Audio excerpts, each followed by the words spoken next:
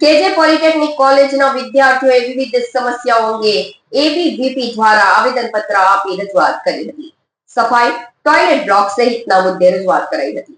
વિદ્યાર્થીઓને પડતી વિવિધ મુશ્કેલીઓ મામલે અખિલ ભારતીય વિદ્યાર્થી પરિષદ દ્વારા રજૂઆત કરી સૂત્રોચ્ચાર કર્યા હતા. ભરૂચની કેજે પોલિટેકનિક કોલેજમાં વિદ્યાર્થીઓને પડતી વિવિધ મુશ્કેલીઓ મામલે એબીવીપીના નેજા હેઠળ કોલેજના આચાર્યને આવેદનપત્ર આપી રજૂઆત કરવામાં આવી.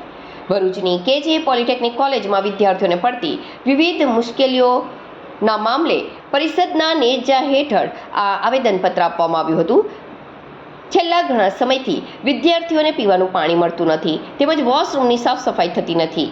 વોશરૂમમાં પણ પાણી આવતું નથી. આ સાથે જ દરરોજ ક્લાસરૂમની સફાઈ કરવામાં આવે, કેમ્પસમાં રહેલા કચરાના ઢગલાનો યોગ્ય નિકાલ કરવામાં આવે, વિદ્યાર્થીઓને રમતગમત માટે મેદાન સાફ સફાઈ કરવામાં આવે સહિતની માંગણીઓને લઈને અખિલ ભારતીય વિદ્યાર્થી પરિષદના નેજા હેઠળ કોલેજના આચાર્યને આવેદનપત્ર આપી ઉગ્ર રજૂઆત